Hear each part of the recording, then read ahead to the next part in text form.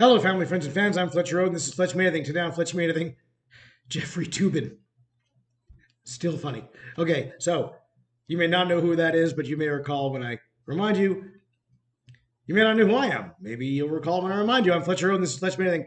It's a question answer type show. We can pop in your questions, comments in the YouTube channel, my Facebook page, and I'll get back to you. Then I'll talk about anything I want to talk about. One of the reasons I call Fletch Made Anything, another is that I'm Fletch. Fletcher Road. If you don't know me, I'm a writer mostly. I got a ton of books available under my name and others. They're fiction and nonfiction, available in paperback and for Kindle and audiobook format. If you've got Audible, check me out there. I'm also a recording artist with lots of music you can download all over the internet. I've got a new album of modern novelties called The Sexiest Guy in the World Goes Electric. You can get this on a 15-song CD or as a 30-song download from wherever you like to download your favorite music. The CD is available through my website. There's a link below. I suggest you subscribe to this YouTube channel. That'll make getting live videos easier because I'm going to shoot my CD release concert on August 9th here in Las Vegas at the Saddle and Spurs Saloon. And then I'll be showing those videos right here on this YouTube channel. So you should subscribe. Also, if you subscribe, it'll make finding these shows, Fletch Me Anything, easier. And Fletch Me Anything is where you can get a free book at the end of every month. I give away a free book, unlimited downloads of a Kindle edition of one of my books, but you don't need a Kindle tablet to read it. You can just download the Kindle Reader app from Amazon. That's free. And then you can read the thing on your laptop. This is freebie month, a freebie week. I'm giving away my book called Comedyology. It's a short book of essays looking at modern comedy classics.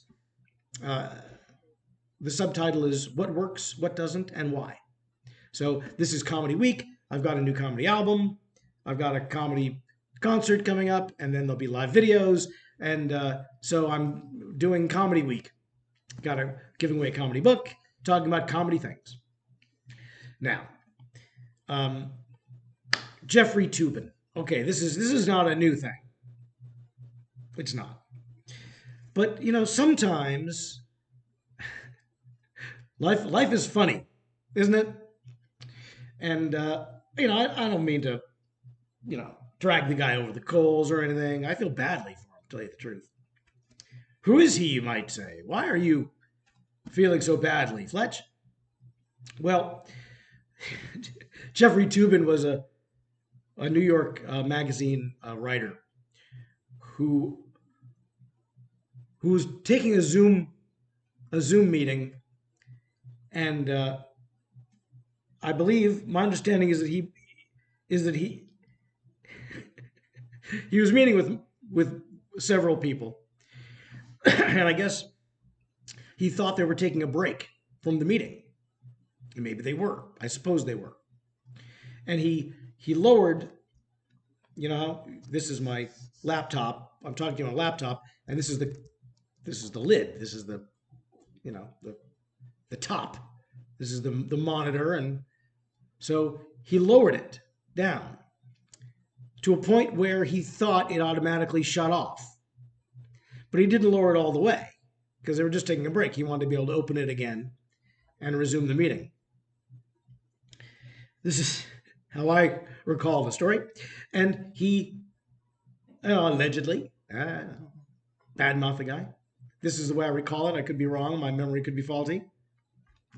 To the best of my recollection, that during the Zoom break, the guy lowers his laptop a bit and then rubs one out.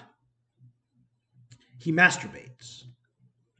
He fondles his own penis until he achieves an orgasm. And then he pushes the thing back, and the break's over, and he resumes the meeting. However, it turns out that he did not disengage from the Zoom interaction by lowering the lid of the laptop, and instead he wound up masturbating in front of his coworkers. And then he presumed to go on with the rest of the meeting and pretend like it didn't happen. And so did they. You know, they had to sit there and talk to the guy straight-faced. After having just watched him, and he's just totally casual.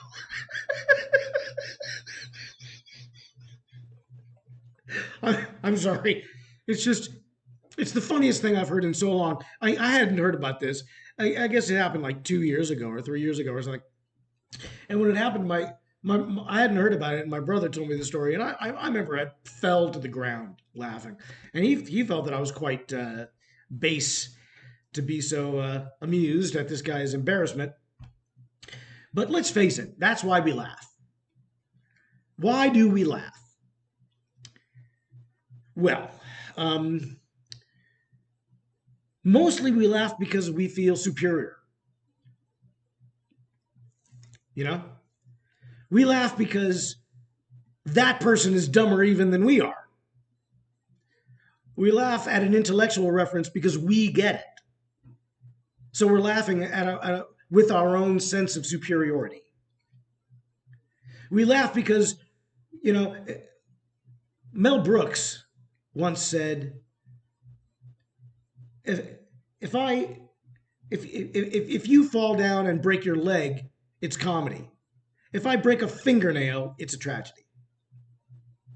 So, you know, we laugh because it's not, we laugh at the other poor schmuck. It's true that comedy is the poor man's revenge. And when we're choosing our target, we want to laugh at someone toward whom we have some hostility. We generally don't have hostility toward the poor schmuck who falls down the stairs. It'd be much funnier if it was a rich, arrogant, haughty snob who falls down the stairs. You got to pick the right target. But we do laugh at people who fall down the stairs because we didn't fall down the stairs. You know, that's the time when we didn't have to take it on the chin. That's the time when we got spared. You know, and a lot of the comedy of laughing at Jeffrey Toobin is relief. Why do we laugh? Because we're relieved that it wasn't us. You know, it's because that would have been us. I mean, I could see that happening to me, to be honest with you. I mean, it's just the kind of thing, you know.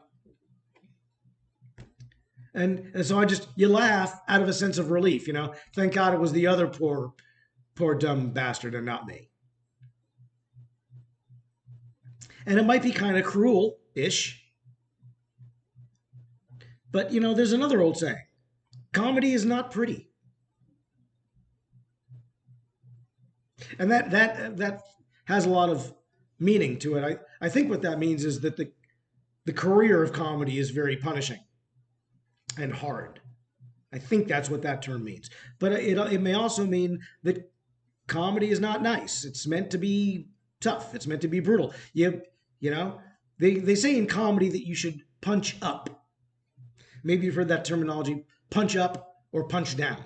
So if you're punching up, you're taking on the bigger targets. And that's what comedy is meant to do. Punch up. That's the little guy fighting the big guy. That's a David and Goliath type thing. You don't want to punch down. You know, that's all about choosing your targets. For your target, you want it to be the big guys, the giants, the Goliaths. You're not going to pick as your target an old lady or a crippled child because we don't have any hostility toward those characters.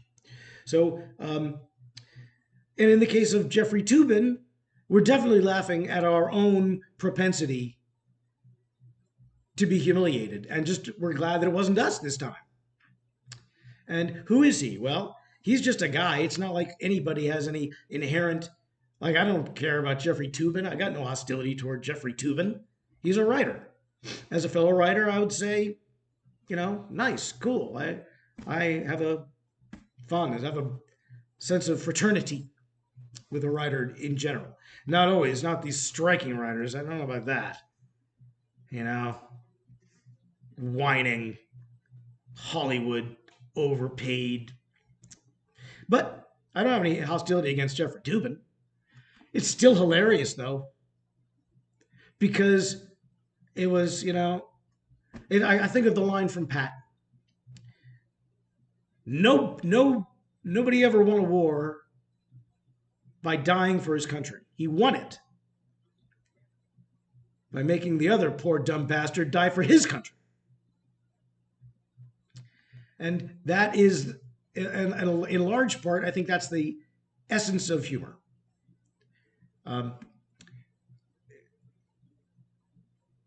You know, when you break your leg, it's comedy. If I break a fingernail, it's tragedy. I don't mean to speak in platitudes, but there are lots of them when it comes to comedy, and a lot of them work. You know, Groucho Marx said, "If you've got to be dirty to be funny, then you're not funny." So there's that. But the Jeffrey Toobin thing has got dirtiness in it. It's a dirty story. If you told that story to someone, I defy anyone not to crack up laughing just because of the. And then he gets back to the meeting. And I was like, so, what about this meeting we're gonna have on Thursday? And the other ones they're just like, you know, we're laughing with their discomfort and with his total obliviousness. It really is funny. I'm sorry. And it happened. I mean, that's the kind of thing that Albert Brooks would have written in one of his movies, in one of his best movies. Deep in the first hour, when his movies are still good. It's the kind of thing Christopher Guest would have put in one of his movies, back when they still allowed him to make movies. It's that kind of a slice of life hilarity. I mean, you couldn't even write it. It's so brilliant that it almost couldn't be written. It had to happen. I'm just glad it didn't happen to me. And that's why we laugh, from a sense of relief. You know, I'm sorry, Jeffrey Toobin, that you lost your job. I think he was fired from his position at New York Times. I don't know where he is now. Doing well, I hope. Good luck to you, Jeffrey Toobin. You're probably on strike right now. I'm having a little fussing with some of these spoiled Hollywood writers because look, you guys are overpaid as it is. Get over it. You know, I'm not going to get into the whole writer's strike thing. First of all, the actors, now it's an actor's strike, but it started as a writer's strike. And can I just say that if writers didn't want to be replaced by AI, they might not have spent 20 years writing such easily replaced garbage. If you didn't want a computer to take your job, you should have done your job better. Then a computer could do it. But you didn't. Since Fast and Furious 10 might as well have been written by a computer, guess who's going to write Fast and Furious 11? Anyway, so that's it. That's it for Comedy Week 2 here on Fletch Me Anything. So I'm here Monday through Friday. And I realize that, I don't want to get into a fight with my writer friends or my actor friends or anything like that. Strike away, do what you got to do. I am not a part of a union, so I'm not striking. And I'm not part of New Yorker Magazine either, nor is Jeffrey Toobin. Sorry, buddy. I'm sorry, dude. But it's funny. You got to look back on it. I'm sure that even Jeffrey Toobin would have to look back and say, yeah, I can see the comedy in it. You'd have to. You got to laugh at yourselves, right? We all got to laugh at ourselves. I mean, that's just the nature of life. So, anyway, I'm here Monday through Friday, strike or no. I go on for about 30 minutes. I post around noon. I leave them up for about 2 weeks or so, depending. And that's pretty much it. So let me know in your comments section what you think of me and this show and Jeffrey Toobin and comedy and this, that, and the other thing. Has anything anything like that ever happened to you? Has anything like that ever happened to you? Let me know in the comments section. It has to me, but I ain't talking. So stay in touch. Let me know. Keep watching. Hope you get some enjoyment out of this. Remember that Comedyology, there's a link below to a free book until Friday at midnight. Unlimited downloads. You don't need a Kindle tablet to read it. And then next month, at the last week of the month, will be another freebie. So subscribe to Fletch Me Anything. I'm hoping to give you some value for your time. And of course, there's no fees to subscribe or anything like that. Just tune in and enjoy. And until then, Fletcher Roden signing off, hoping that you are happy and stay healthy. Bye, Mary.